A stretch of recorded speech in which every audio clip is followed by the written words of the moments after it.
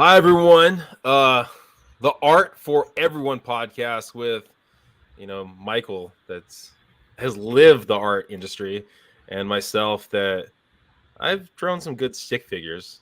Thank you guys for being here. We have Autumn, a special guest. You want to start it off, Michael? Yeah, so first of all, welcome Autumn, and we'll let you introduce yourself in just a moment. We just got a couple of announcements. So, as some of you may have seen, we've got a new logo. So, every time we come on with an episode, we're a little more pro than the last episode, which I think is completely in line with the art journey because we're constantly learning, we're constantly growing, we're constantly reinventing ourselves. And you may have noticed a new logo on here for those that are watching live on YouTube. We've got Blick Art Materials, who is sponsoring a number of our episodes. Now, Blick Art Materials is my go-to place for most of my art supplies. It's like porn for artists. Like, who doesn't love art supplies? We get lost in there and just it's so hard to leave the stores. And so we are going to be, courtesy of Blick, giving away a number of Blick Art Materials gift certificates. So if you don't have a store near you, you can still use them online. They have the best art materials. And all you got to do is follow us on YouTube or Instagram and tag 3 of your friends, and we will pick some people coming up for that.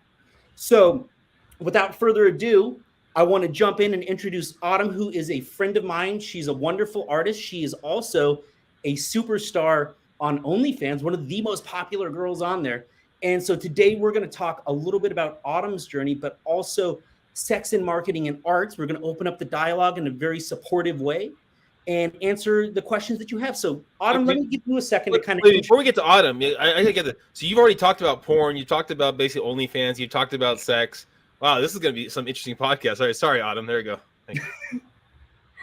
No, yeah, I'm really excited to be here. I'm excited to share this with you guys.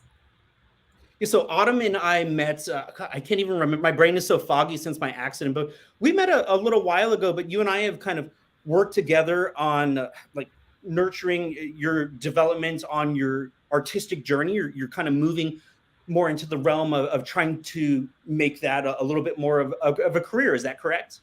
Yeah, absolutely. And when I introduce you to other people, I kind of introduce you as my mentor because you've been doing it your whole life, and I've really just started within the last 5 to 6 years. I'm flattered by that too, and this kind of ties to one of the things that you and I have talked about a lot too, of like imposter syndrome, where it doesn't really matter how long you've been doing this art thing, or I think like really anything in life.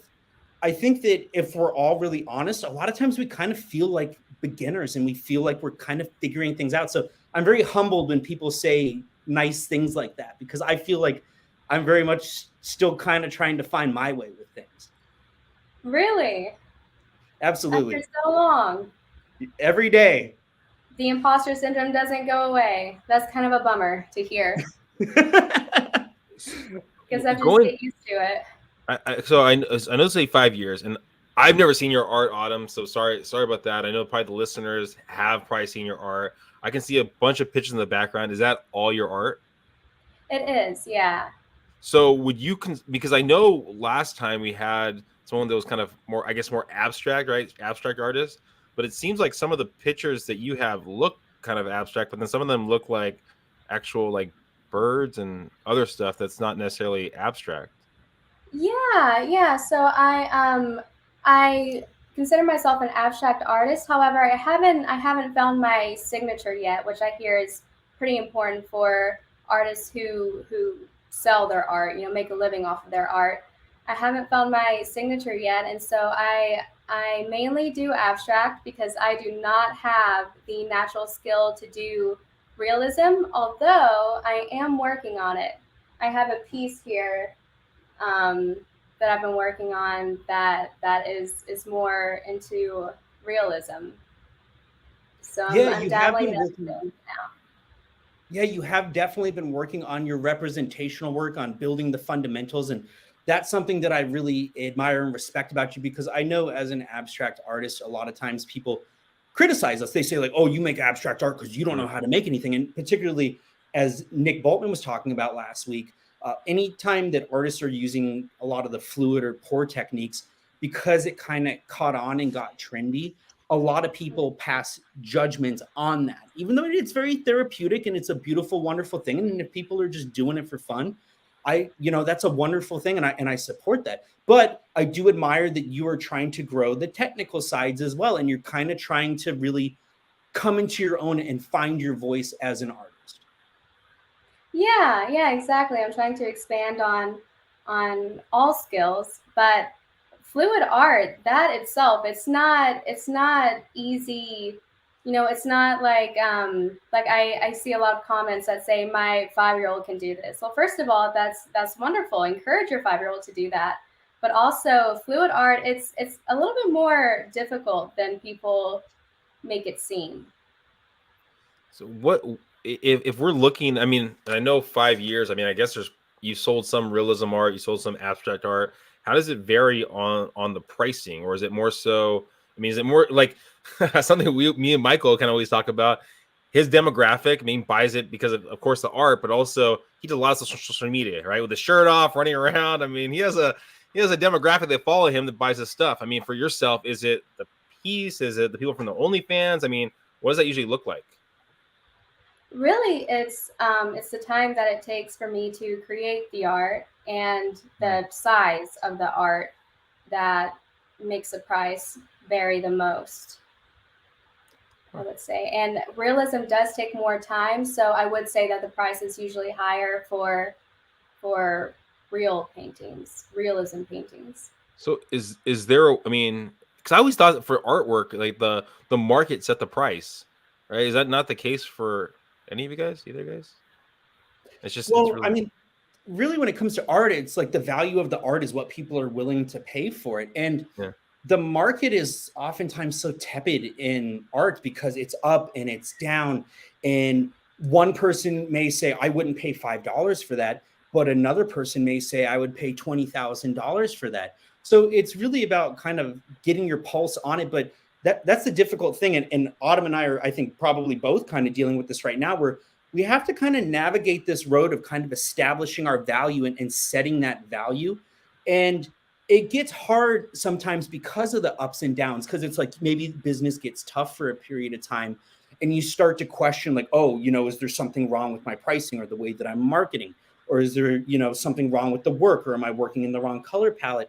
And so it's very easy for artists, I think, to get in our heads sometimes and think that maybe we're doing something wrong when maybe it's just a matter of us needing to be firm to staying the course of being true to ourselves and just trusting that we can find a way to navigate that. Yeah, absolutely. Well, didn't you tell me, Mike, that like this was like last year, maybe beginning of this year, that there was a piece that you couldn't sell for the life of you, but you raised it by like $10,000, something like that. You ended up selling it like a week later. It was a piece that I had priced at about $3,000, and I couldn't get it to sell for a while. It was just sitting there, and I decided, you know what? I wouldn't even want to sell that piece for $3,000 because it was one that I thought was a really marquee signature piece of mine. And so I finally said, you know what? I'm okay with holding on to this as long as I need to, but when I do sell it, it's going to sell for $20,000 plus. So I bumped the pricing up there, and it sold for that. So I think that that's a testament to. And that's one of those things that kind of opened my eyes up in a positive way of, okay, maybe I am getting into my head a little bit too much, and I just need to trust my gut and just kind of do what I do and let the pieces fall into place.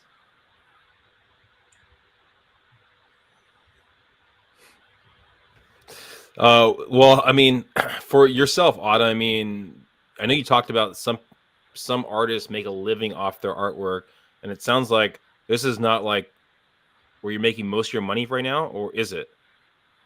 No, it is not. Right now, I'm not currently selling my art. I'm waiting on my website. I have a whole marketing team that's designing my brand, and I'm waiting on my website. So I'm not, I take a few commissions here and there, but I'm not currently selling. Right now, I make all of my income on OnlyFans. Oh, wow. So what's a build? I mean, sorry, I'm taking over the car, but what's a buildup in? Like, if you're putting all this artwork together, because it seems like a lot of artwork there, and I mean, what's that buildup look like of actually getting your pieces together and then getting ready to like release to the public? A lot of stress and a lot of nerves. That's what it looks like. It looks like, I don't know, it looks like days of me just staring at my art, you know, being too nervous to even put it out there, because it's so different than creating work or content for OnlyFans, you know. For me, my art feels much more personal, whereas OnlyFans, it's all acting, but with my art, it's very personal, it's very me. And so I would say that there's a lot more stress and nervous energy around that. And then also I'm losing space. I need more storage space, so I might be doing a giveaway soon. So something you said right there, you mentioned that the art feels much more personal. So anytime I think anybody puts themselves out there, whether it be on OnlyFans or with art, people judge, people make criticisms. Do you take it more to heart, the criticisms directed towards your art versus the criticisms through the OnlyFans? I wouldn't say that I do. I don't think I do take criticisms to heart too much, and that is something that OnlyFans has helped me with in my art career. Is you learn very quickly to give no fucks. You know, you learn quickly not to put any value on anyone's opinion, especially if it's negative on social media. So I would say that that's a skill that I've strengthened a lot over, you know, the past 7 years I've been doing OnlyFans. So it sounds like OnlyFans may have prefaced you with some valuable skills, I think, to open up doors for the art. And one of the things that you and I have talked about is the idea that if you have a large platform, there's nothing wrong with using that platform to introduce people to where you want to go. And like with you, like moving towards your art, you and I have talked about, there's nothing wrong with introducing that other audience to your art to kind of grow and build a foundation. Yeah. So it definitely so advertising my art page, Instagram page on my my OnlyFans Instagram page, it definitely brings the numbers to my art page, and so it, you know, I have high numbers there, but it's not, at the same time, it's not the same audience. Do you know what I mean? Yeah, and slightly different for me, but I do a lot of the art education stuff. And so what I kind of into a lot of times is that a lot of my audience is people looking for guidance on the art, but not necessarily the buyer or collector market. And I saw another artist this week post about that, of be cognizant of the type of post you're doing, because you may be building an audience that could hurt you via the algorithm if it's not moving in the direction that you really want to go in. But at the same time, sometimes having those large numbers, like a large following, it psychologically does something to people that come across you, where that they see you have a large audience. They're like, oh, I should want to see this. I should want to follow, or I should want to buy this because they have a large audience. Yeah, it's much more likely that they'll take you seriously if you have a larger following. To jump back to what you said, I know you said 7 years you've been on OnlyFans. I just had to Google it, and OnlyFans, it looks like it's been around for about 7 years. So you started right when it came about? I did, and so it's actually probably been about 8 years now, because I started on Patreon back when Patreon was the OnlyFans. And then I guess when OnlyFans started, that's when I started with it too. But I actually didn't know that I started right when OnlyFans was new. At least Google says July 2016. So I was like, oh wow, that's wild that you were like a first kind of mover to the market, or at least I guess when it rebranded. Well, that's interesting. I didn't know that. Well, and you are one of the most popular creators on there, are you not? I hate bragging about myself, but there's like a percentile, right? So you can be in the top 50%, the top 10%. And if I can just put it into numbers, I'm in the top 0.06%. Damn. Why? How do you think you've built your base so strong? I mean, was there a secret sauce, or what do you think? So I would say that I was given the genetics that happened to be very in trend in this time period. So it was fairly easy for me to grow a large Instagram account, which then led to a lot of fans on OnlyFans. Now, If that Instagram, makes you and I talked about this before. Your Instagram, you actually got shut down when you were very, very successful on there. How large were you when you got shut down on Instagram and had to rebuild? I'm sorry, what was the question?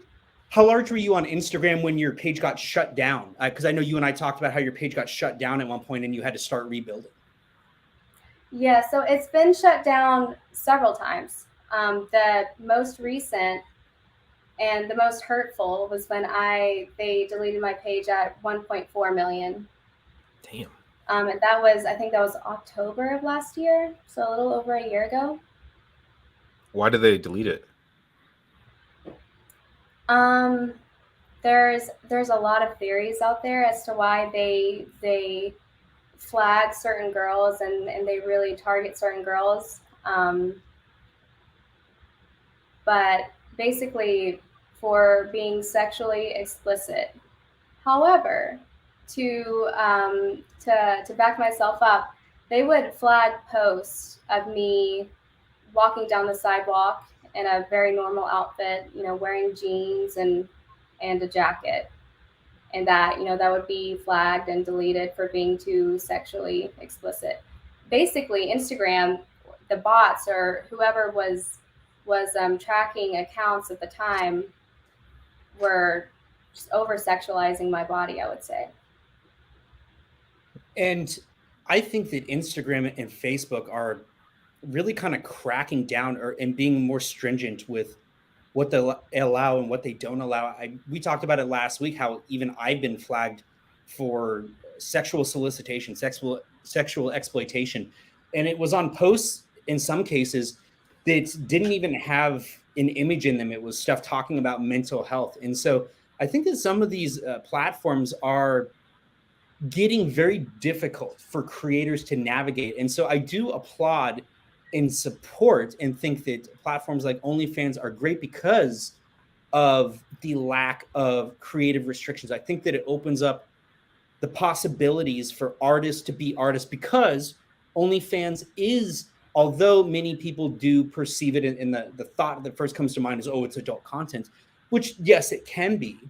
But it can be an entire spectrum of things because there are a lot of creatives on there. There are a lot of artists on there. I mean, you are an artist. You do some creative stuff on there as well. So it's not just any one thing. You are kind of doing a variety of things on there. You're having a little bit of fun here and there. You're playing characters at certain times. I've seen you've done like some cosplay and things like that. You've done some artsy stuff on there. So I think that it needs to be supported, I think, a little bit more. And we need to pull that negative connotation away from it because I think that it does really open up doors for artists to be themselves.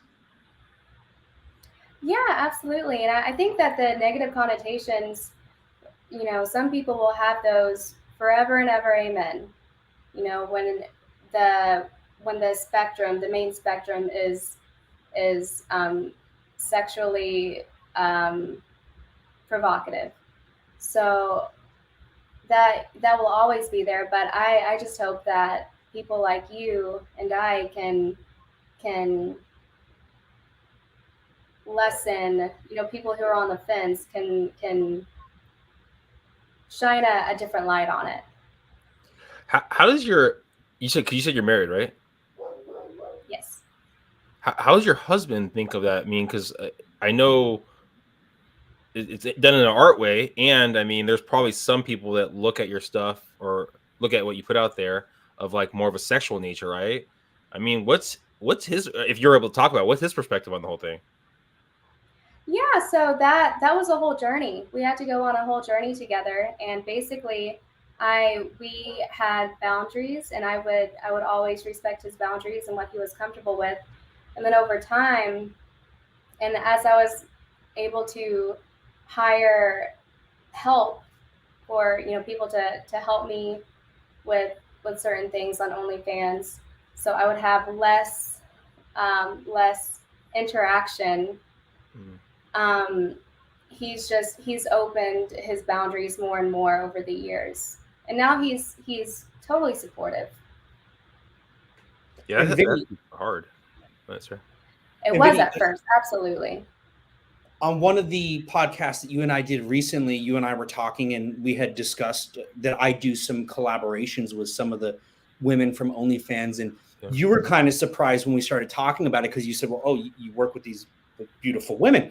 Is it hard to work with them? And I told you, no, it really is. It's a genuine friendship, and there's a trust built there, and there's a respect, and that I would never want to betray the trust of this person that has given me that trust. And so Autumn and I have done some work together, and I have to say that I consider her a very good friend. She's somebody that I trust, because even for me as a guy, and this probably may sound weird to people, but as a guy, even working with a woman, I am very particular about who I feel comfortable with. And I have to say that working with Autumn, just very professional and low pressure, and no feelings of anything inappropriate whatsoever. Just a genuine friendship. I consider you a very good friend, Autumn. Thank you. I consider you a really good friend too. Absolutely. I know it's different, and there's a similarity to it, right? So when I was early 20s or so, probably mid 20s, whatever, I lived with 2 female roommates, and every time I told people I live with 2 female roommates, so what's happening there? What's that? I go, hey, we're just roommates. We're just roommates. But every single person, right? Let's say, come on. So that's why, I mean, I know what you said, Michael, and I trust you, right? What you say is true. Yet there's gonna be a lot of people listening.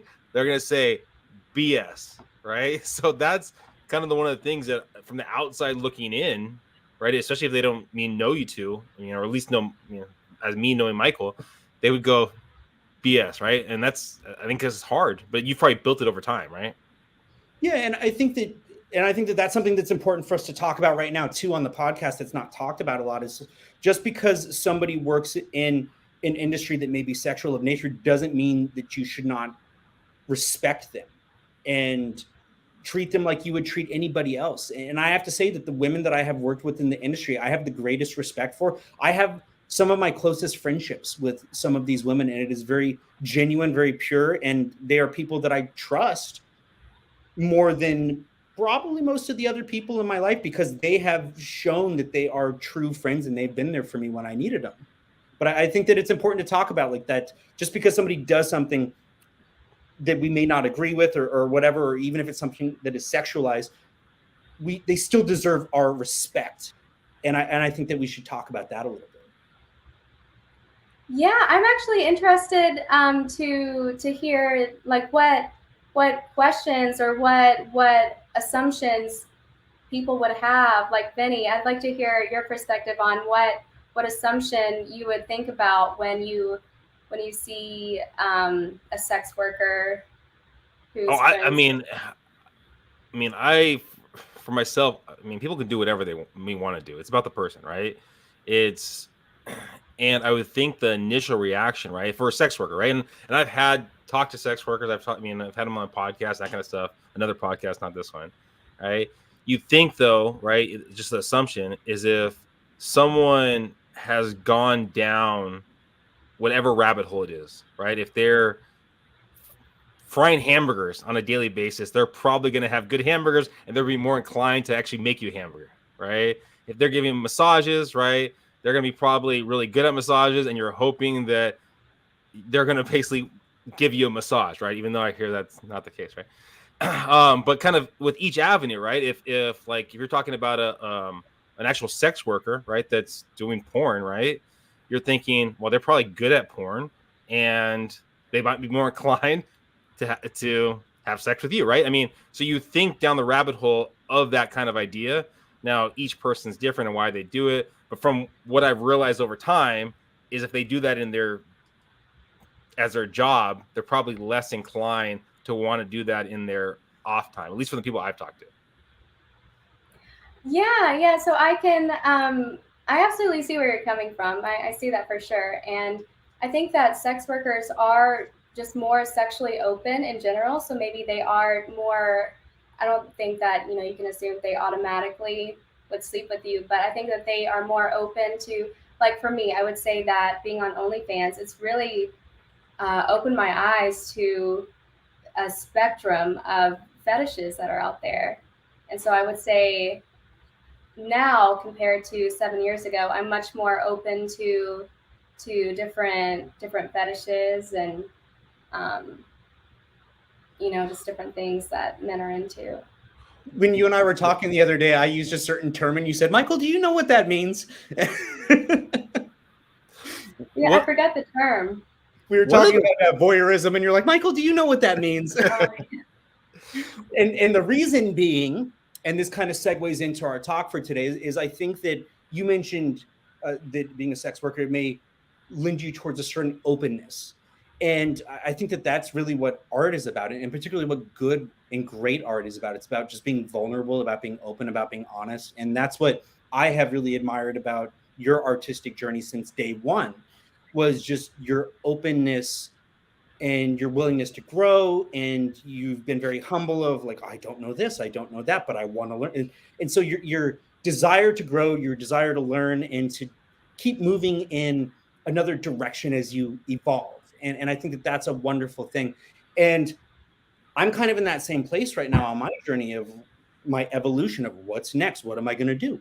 And we talked a minute ago about some of the stumbling blocks of some of these platforms like Instagram and Facebook lately, how they're cracking down, they're getting more difficult. One of my groups on Facebook today that I manage is at risk of getting shut down because it was getting spammed. And so I got to add a bunch of moderators to monitor the content because I don't have time to do that. But it just makes me realize like I'm having to babysit these platforms so much and they're kind of just keeping me down. And as an artist, I want to liberate myself. I want to free myself. And so I have made the decision that it is finally time for me to hop on OnlyFans myself.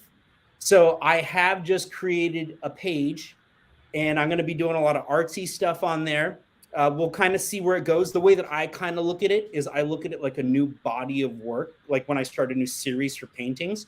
So I look at it as a new creative adventure, and I may have an idea of where it's going to go, but I think I'll probably have to wait and kind of see how it takes off. But so this is something that I have definitely deferred to Autumn for, like, hey, Autumn, what do I? So I've been trying to help her with her art and guidance on that. And then I have asked Autumn, what do I do? How do I start this? Michael, what does your shirt say? Please buy my art. I'm not built for OnlyFans. Wow, hypocrite. Well, this was always a joke, though. It was, and so even with like the stuff that I'm going to be posting, I'm still going to kind of wear this in some of my content for parody because I think it's just kind of fun to play with. Like it gets people talking. I posted a picture from my art opening the other day in a couple Facebook groups, and I was wearing this shirt, and there was quite a response in one or two of the groups. And there were some people saying, "Oh, you're definitely built for it. I'd subscribe." And I said, "Well, wait till the podcast tomorrow because I've got an announcement to make." So, Autumn, you talked. I mean, I think you said it a little bit, or maybe I misheard it. That the people that are going to probably buy your art is a different demographic than are on your OnlyFans. Did you say something like that, or did I mishear that? No, yeah, absolutely. It's completely different audiences.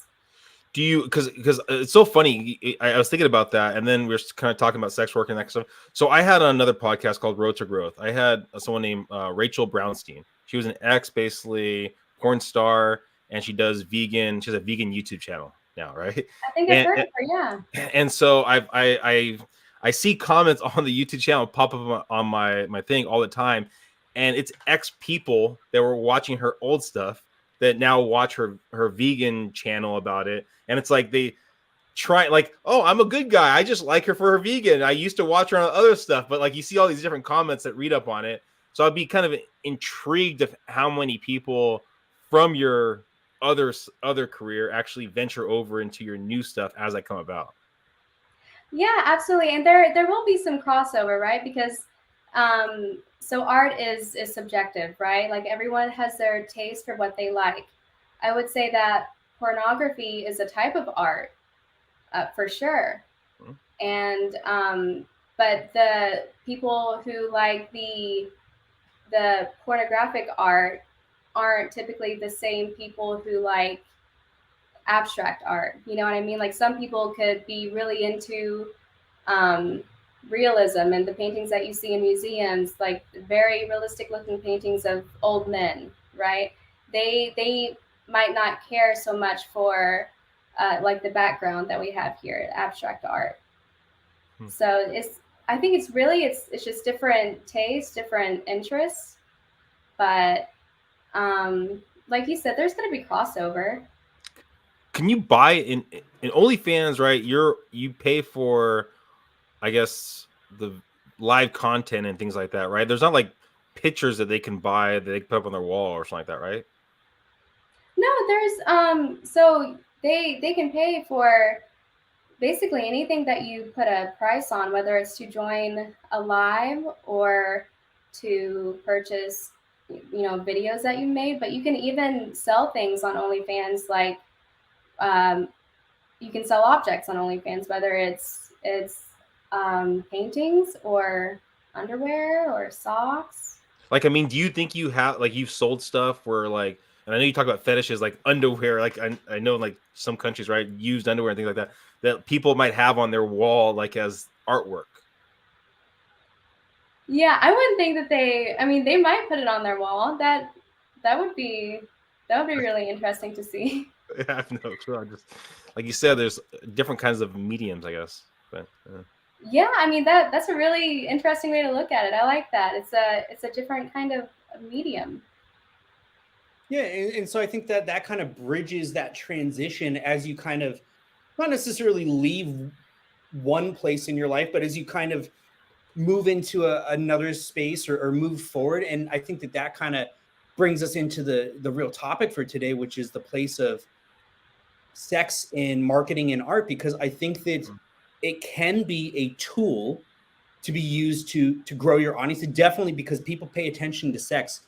You and I have talked about this before, Autumn. If there's a picture of an attractive person, it may get 1,000 likes or 10,000 likes, but maybe somebody puts their heart and soul into a painting and posts that and it gets 10. So if you can pair the two together and get the visibility, and it can help you grow or help you to sell the thing and move you in the direction that you want to go in, maybe that's worth considering. Yeah, I mean, sex sells. You know, sex will always sell. So I guess that would be pretty girl privilege, right? well, now you can pay for it, right? You can pay for artificial intelligence supermodels. Is that a thing now with AI? Yeah, I saw. Yeah, you can pay. You can use a AI spokesperson basically.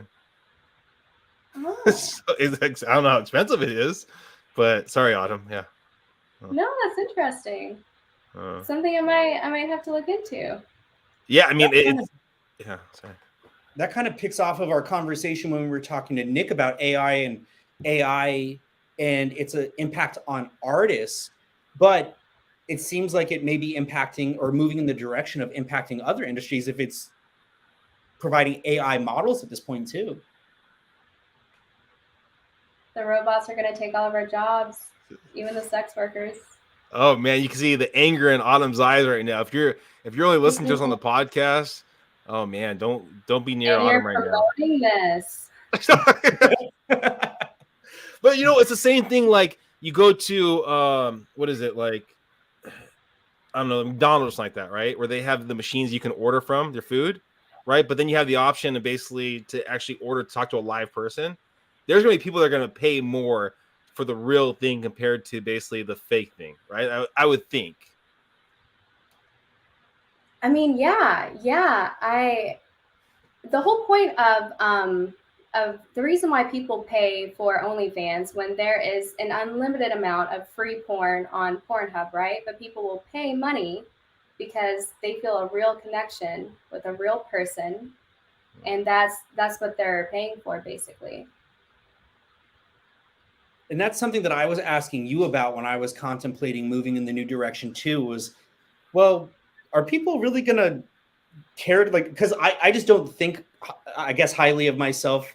And so I was just like, oh, who's going to want to pay to see anything that I'm doing? because it's kind of beyond me. But I guess the other thing is that's that exactly how I feel about my art. That's my exact thought. Like, who's gonna pay for something I painted? well, and I think that it should be pointed out that when you and I first started talking, I don't think I had actually seen a picture of you. So it was just like I had just seen your art, and I think like you engaged with something of mine on Instagram, and then like I pinged you back, and then I realized that we were in the same city, and then we just decided to meet up to talk about art. But my very first impression as somebody that's been doing this for a long time was I could feel something very genuine in your art, and you and I talk about it, and you feel that your art may be in a certain place. But what I've told you since day one is that when I look at your art, that I can see your art fitting into pretty much any conversation, and that I see the merit of your art and the merit in what you do. And so it's funny because now that I'm moving into this other side of things and I'm kind of blending it together, but now you're kind of having to reassure me of that too. Cause I'm like, I don't know who would want to pay for this. But the other thing that I'm having to remember, and I was thinking about this today, is that when you go on Instagram, when you go on Facebook, you are not expecting to pay. You're just expecting to look at stuff, and that's what it is. But with OnlyFans, you have an understanding that you are coming here to kind of peek into somebody's life, to support somebody, that it is a platform where you pay and you contribute. And so I think the mentality and the psychology is different. And that's really what I'm needing to move into for my art, because I've been stifled by these platforms that don't allow me to express myself creatively. But I've also hit the stumbling block of the economy got hard and people are not really spending on art. So maybe I can shift the creativity to a new platform where people are more inclined to contribute in a different way that can support the lifestyle. Yeah, absolutely. I mean, it's just one more avenue where you are, where you have the option for people to build a connection with you. The same with your art. That's, I think you told me. Oh, go ahead. No. I was gonna say, like you just said, you said it a couple times, that connection, right? People go to OnlyFans for the real thing, for that connection, right? And you're like, because I think with Instagram, right, you still kind of get a piece into the person's life, but I'm guessing with I've personally never been on OnlyFans, so I'm assuming, I'm just going off of like the kind of what the understanding of it, or what I guess perceive of it, right, is that connection. So like people think that, oh my gosh, Autumn's my person, like Autumn, oh my gosh, I'm gonna see Autumn again today, like almost like a friend or a buddy, like, you know, like people go to movie stars and they're like, oh my gosh, I feel like I know you. Right, exactly. That's exactly what it is. I think that's why they call it OnlyFans, because they're fans, you know, and they do feel like they've been like following you for so long on Instagram, and they feel like they know you, and they want that extra step of knowing you more, being able to actually talk to you. That's interesting. And I'm curious too, now that I've made the announcement, and once I make the announcement on other platforms, how people are going to respond, because people are going to, like you and I talked about, like we talked about here, when people hear the word OnlyFans, they have certain connotations, and it could be good, it could be bad, it could be in between. But I'm curious what the reaction is if I have a big drop off, or if people are supportive of it, because I have always been very open and honest and candid and developed personal relationships on Facebook and on Instagram. But I've kind of hit a point where I'm not seeing the dividends of it. And not that it's about getting something, but I've just kind of been stuck. And so I need to kind of move forward. But I'm curious what the response is going to be, and if people are going to be supportive or if people are going to be judgmental. Well, you're going to have both. You're certainly going to have both on both ends. But, you know, you want to, with your OnlyFans, you will be able to show more attention to and give more appreciation to the people who are supportive. And that's my thought process right there. Yeah, I agree. That's what I've been thinking, as I want to feed the people that are feeding me. And not that I don't appreciate the people on Facebook and Instagram, but I kind of just hit a point where I don't really even get the free support, the likes, the shares, the word of mouth that artists really depend on to build sustainability. And so I think that we are living in a time right now where a lot of people in a lot of different industries are having to find supplemental income. Right, and OnlyFans is a great avenue. It's very lucrative. It's a great avenue if an artist is looking for supplemental income. And Keisha, I can't read her full username because it disappears, but Keisha, she asked a really good question. Oh yeah, TTV Keisha Lily. What kind of platform does that for artists? So, and I believe what she was asking is what kind of platform can you um, can you have And fans I and think she's talking have about connecting, like basically knowing connection? what to do my Yeah, stuff. Yeah, connections. exactly. Like having more of an intimate connection with artists, and that platform would be Patreon. You think more so than OnlyFans?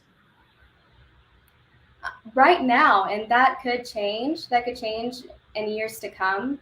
But right now, Patreon is a platform where artists and chefs and coaches, they all have their subscription page for people to subscribe and learn how to paint, or learn how to cook, and then they can have that connection, that deeper connection with the person that they're subscribing to. And I don't know if this is true, but I had heard recently that even that platform, even Patreon, was kind of cracking down on what they would allow to be seen. I've had certain models that I've worked with that post certain types of photo shoots, things like that.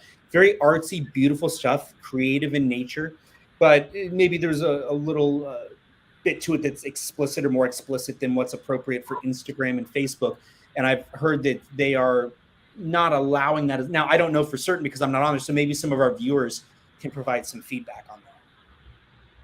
Yeah, I heard you tell me that. That must have been the case in recent years where Patreon is trying to become. Patreon was the original OnlyFans, and I think Patreon is trying to move away from OnlyFans type content.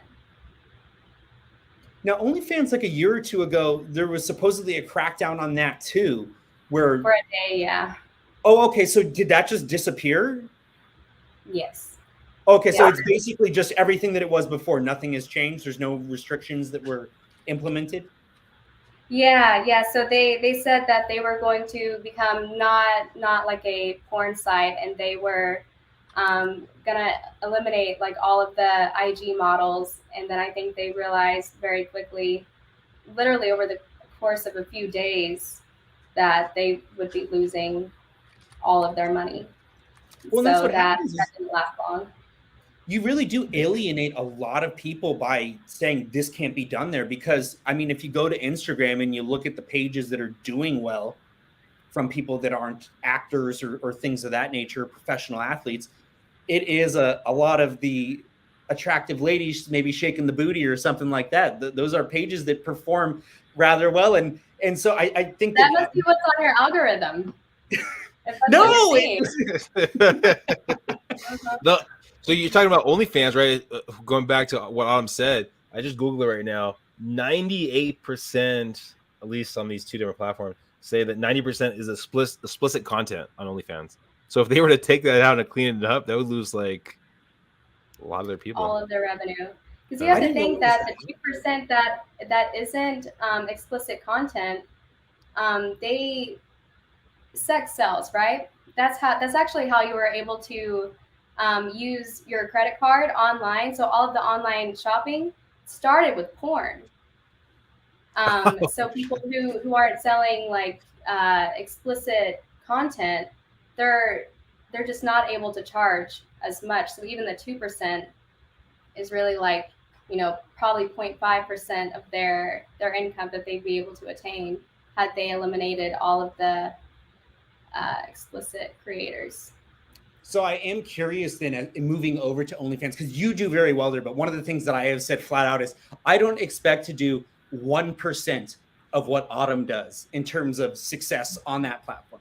But I am very curious with kind of an artsy approach. And as a guy, I am like, so let's look at this like an experiment. So we're at day one right now. I have 0 people that follow me because I'm just making the announcement right here on this podcast that I'm moving into this. And I've added it to my link tree.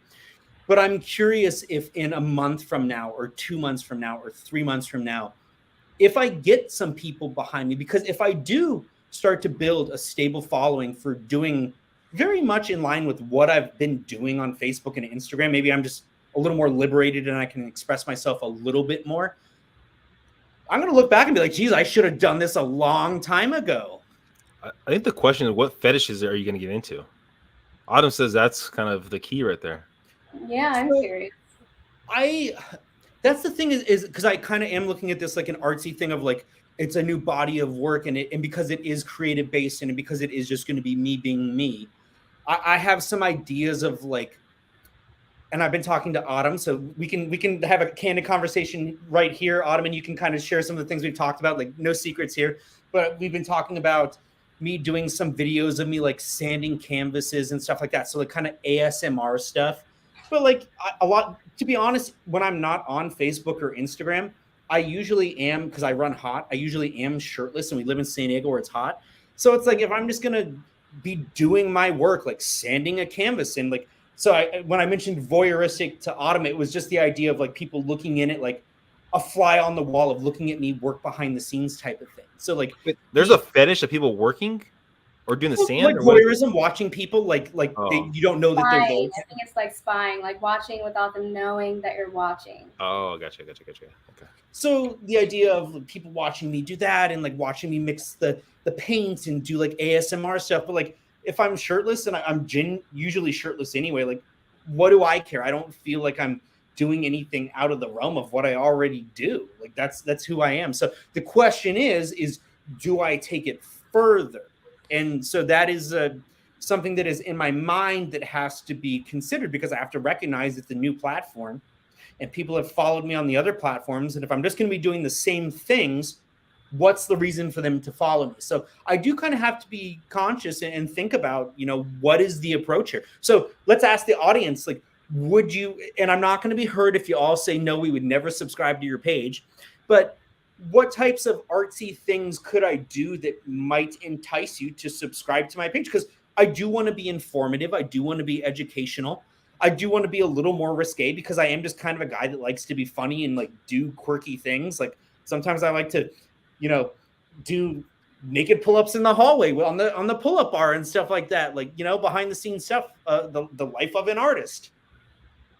Well, Michael, if I could give my opinionated answer from a person from the audience, I would say that you've done a really good job of building your audience on your art page just by being authentic.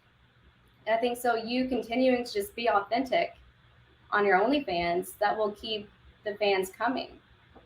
Because that's what they're there for. They like you. They want to see more of authentic Michael, but and like that's in what a I was more wondering. intimate way. And that's what I was asking you too. I was like, do you think that people would really be interested in that? Do you think that people would pay for that? Because it blew my mind that anybody would be willing to. I'm like, I don't consider myself that interesting, but the thing is I don't consider myself to be better than anybody in any way. Like, I don't think that my art is better than anybody's. I don't think that I am superior to anybody in the art industry. I don't think that's not what you told me the other day. We were just hanging out. You're telling me how much you're better than all these artists. Never happened. No, absolutely not. And like when I meet with Autumn, we have this. It's funny because we kind of we build up the confidence, I think, in the other, if I can say that or speak for the conversations we have. But it's like when you reassure me, and you reassure me a lot, because sometimes I'm like, well, I don't really feel that I'm. And I think that that's an important thing, is to share that vulnerability too. Like the people that you see that are successful, they have their insecurities or their areas of vulnerability or times that they don't feel like they're enough. And I think that that's one of the things that I really want to do with my platforms, is not convey this air of like superiority, but something just very real and candid, and talk about like, hey, today I'm having a rough day. So like, let's talk about mental health today. And today I'm feeling a little quirky and fun. So like, we're going to do something fun today type of thing. So that was my hope, was to just kind of be me through this platform, and but not to be restrained sexually, which I think that we are sometimes on Instagram and Facebook. I think with some of these other platforms, sometimes we have to like take this extra step to make sure that there's zero sexuality, because Vinnie, you and I talked about this on the last podcast. Anything can be interpreted by any individual, because all this stuff is subjective. So something that may objectively not be sexual can be subjectively interpreted as being sexual. Right. Yeah. So I think really it's on Instagram and all other platforms, you're being suppressed creatively, because if being sexual is part of your creativity, then it is suppressed. But you also can't compare. You can't compare, your OnlyFans to my OnlyFans. You have hundreds of people who would hands down say that they would much more likely subscribe to your OnlyFans than mine, right? And then I have the same. So you can't. A flower does not compare itself to the flower standing next to it. It just blooms, right? I don't know where I heard that. I think on Instagram or something. But you just and that's what I love about this podcast, is just having these candid, open conversations about these things that maybe other people don't want to share, or other people don't want to talk about. And I want to ask you, Autumn, so in terms of art and marketing, what are your thoughts on that? Like, sexuality being used to market art. What is your advice or your thought on that? I think that it would be different for every person. For me, I think I'm trying to separate the two a little bit, because I don't want my audience coming to my art page to hopefully get like a free OnlyFans experience. You know what I mean? Because on my account on Instagram is Body Yachty. That's where I promote OnlyFans. I don't want those people coming to my art page who I do, I respond to these people. I talk to these people on my art Instagram. So I'm definitely trying to separate the two, but that's completely the opposite of what you would want to, you do find more success in incorporating sexuality into your art posts. So I think it's just a personal person. So you want people to genuinely be interested in your art. So if people do come from your other page or find your art, that could be a good thing, but you want them to genuinely be there for the art and not be using it as like a tool to try to circumnavigate the system. Yeah. And that came from trial and error on my part when I promoted my art Instagram on my OnlyFans Instagram. I did have a lot of people come in, and then there were all these people acting like they were showing interest in buying paintings, when really they just wanted me to allow their comment into my reply section and be able to talk to me. So if they had purchased the work, though, you might feel differently about it. Right. If they purchase the work, then absolutely, yeah. Then that would be a genuine supporter. But there were even people who live in the same city that I do, who would want to purchase the art and say that we should just meet in person for me to give them the art, which that can be pretty dangerous when they're not there for the actual art.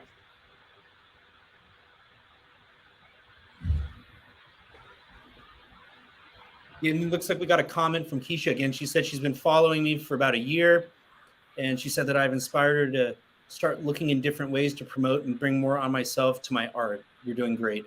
I appreciate that, because you do get to a point where when you get into these lulls as an artist, or times that are a little more difficult, and as artists we have those because it's already kind of a difficult life, it can get overwhelming, because I think as artists, as creative individuals, we're sensitive people by nature, and so we feel things. Like, we feel all the comments, we feel the successes, but we feel the lulls and the downs so much more than maybe the average person. And so it can be very difficult to compartmentalize those things and to separate those. I want the listeners to know we've had probably about like 20 comments from Keisha, but the one comment Michael brought up was the one talking about him. Just throwing that out to everyone listening. Just want to say. What can I say? I'm self-indulgent, and it's a couple of things though Keisha said, and I think we've already talked about it. But the OnlyFans has been kind of separate from Autumn's paintings right now, kind of separated on the whole thing. So that's been one thing. And then Patreon, I think she was talking about that. I think we kind of already went over that. Isn't it catered more to doing classes rather than broadening how art is discovered? Yeah.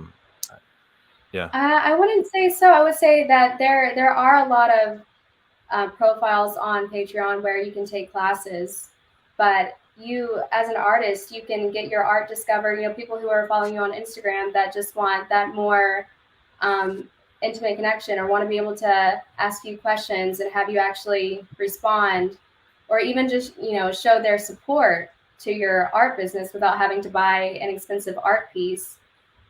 They will also pay for you to just, you know, go live and paint a painting live, or even show some of your techniques. You know, just the more intimate, private pieces that you don't necessarily show on social media.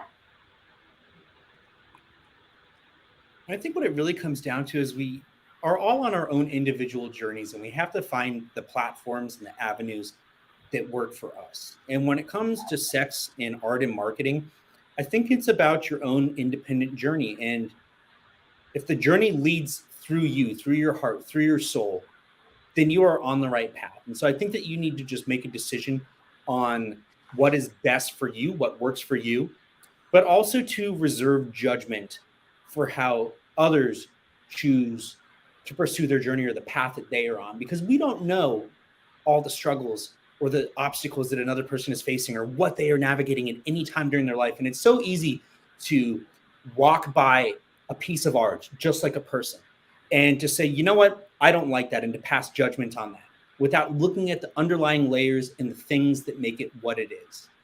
And if we were to look deeper beneath the surface, I think that there is beauty there. And I think it's about just respecting the journey and supporting other artists and all that they do. And that is really what we are here to do on this podcast, is to help people find their voices, not to be like me, not to be like Vinnie, not to be like Autumn or any of our other past guests, but to find yourself. Exactly. I'm a firm believer on following your own compass. Hey, question. So, Autumn, your family, I mean, because, I mean, I think Michael talked about it, right? And what 98% of people on OnlyFans has explicit content, right, or adult content right there. I mean, what's that? I mean, does your family fully on board with it, or did it take them a little while to get on board with it? Oh, well, gosh, we need a whole separate episode for that story. So in a nutshell, none of my family, minus my baby sister, my little sister, she is my #1 fan. But aside from her, none of my family have accepted it. I've been basically exiled from my family.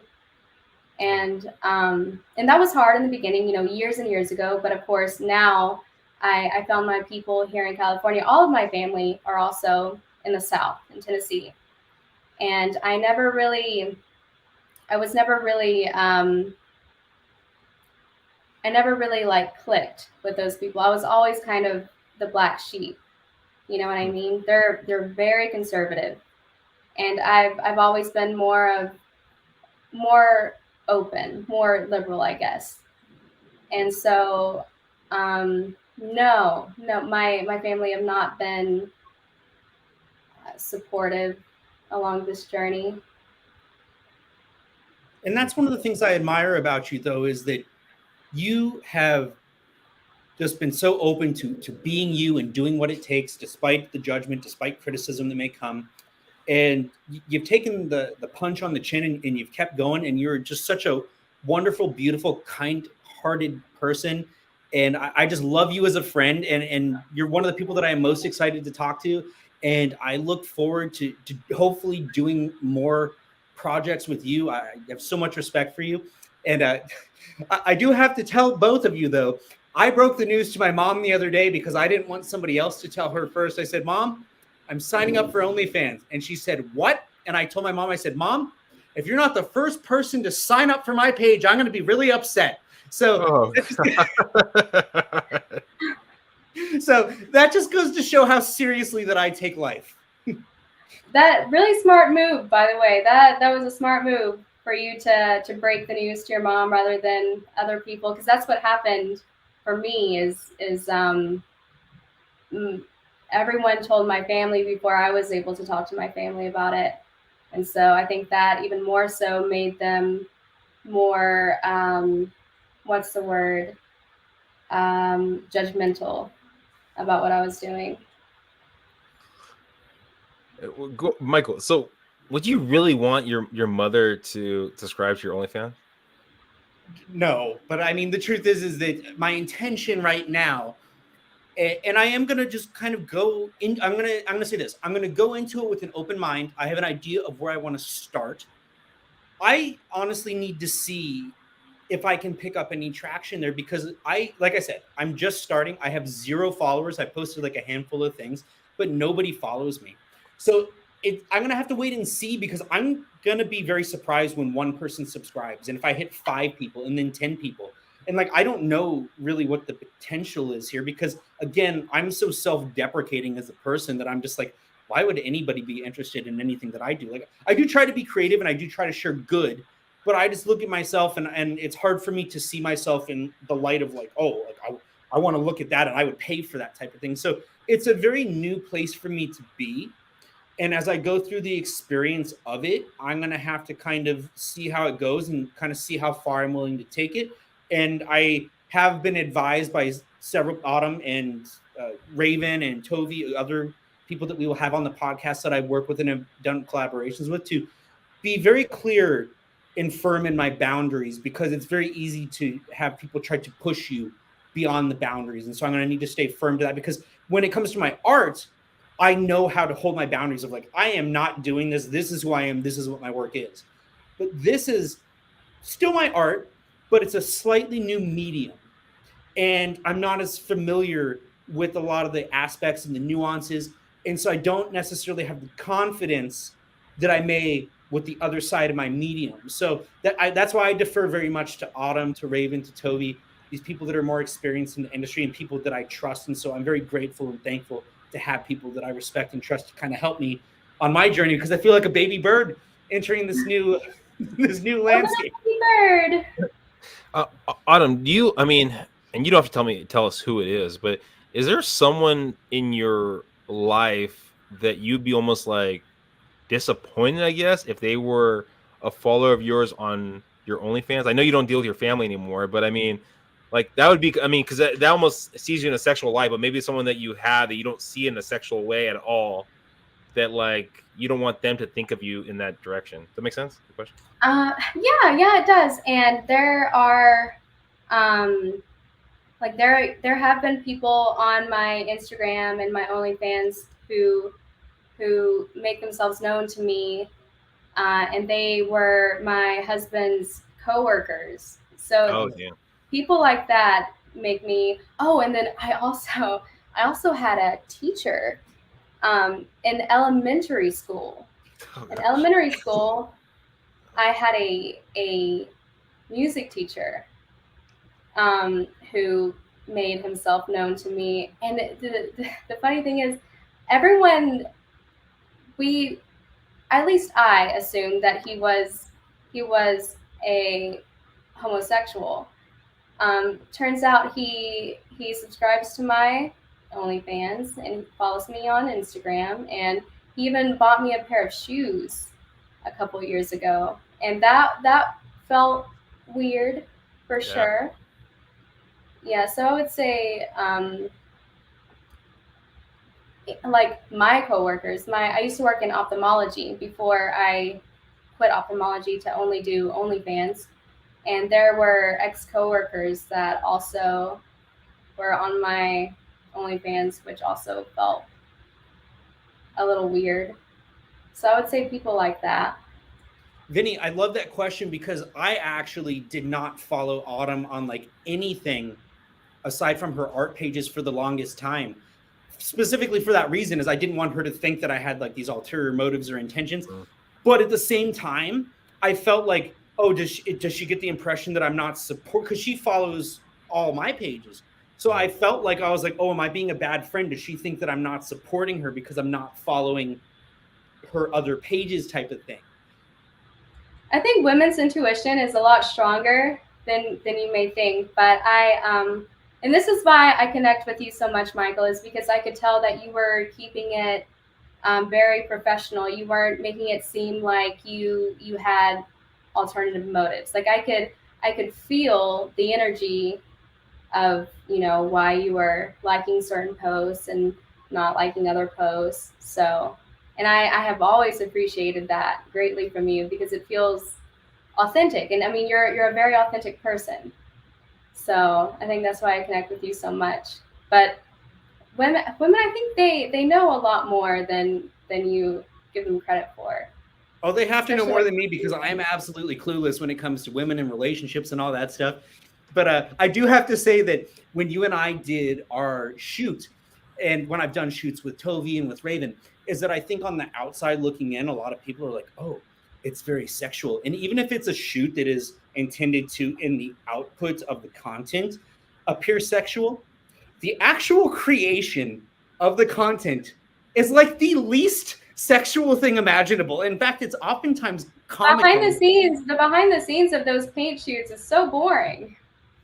Or funny. We had some funny moments, like when I like nervously dropped the entire can of paint that just splattered all over the entire room. And then didn't you draw a dick on me or something like that? I did, yes. You told me to draw on your face, and what else am I going to draw? I'm not a realist. It was a very realistic dick. Yes. The feeling of it probably wouldn't feel that good, though, right? I mean, having paint all over your body would probably feel that great. So that's actually a thing. Some people really like that. Some people like that sensation. Yeah, that's the temperature play. The cold versus the hot. If we were to like warm up some of the paint, it could have been a different type of collab. That's a good question though, and I actually want to know that because I don't know the answer, because like you put a little bit of paint on me, and like when I worked with Tovi and Raven, like kind of the same case, but like we put a lot of paints on you. Is it like, and I guess it probably depends on the room temperature and all that stuff, but like what is the sensation of the paint like on the skin? Have you ever put glue on your hands to peel off as a kid? Yes, and I do not like that feeling. Like anytime I get like the varnish or stuff on my hands, I'm in the bathroom right away, like get this off my hands. I'm very sensitive to sensory stuff these days. Yeah, so I had a feeling about that from you, but it kind of feels the same as that. It's like wet and sticky, and then it starts to dry, and it feels very like tight and cracky. If you've never done a body painting for yourself, you absolutely should. It's invigorating. And we should say too, please, I have to provide this guidance. As much as possible, try to use body paints. Now, because I just don't care about myself and I understand the risks, I've done a few shoots where I kind of covered myself for very brief periods of time with acrylic. But acrylic can clog the pores. It's not great for the skin because of the chemicals. So anytime I have used actual acrylics, I have diluted them with a lot of water to at least minimize it, because it is. I don't know, Michael. I would have to combat that, because you definitely used Nova Color on me, and that bright purple stained me for days, even a week. There was a warning beforehand that we talked about it, though. So like there was an educated decision to move forward with that. Yeah, we discussed it prior. But I am in the market right now. I am looking into places where I can get larger quantities of body paints, because up to this point, I haven't really seen or come across a place just naturally that has like 32 ounces of a certain color of body paint, because I want to do more stuff that is just like engulfing in paint and covering in paint, as opposed to just smaller amounts. The more the better.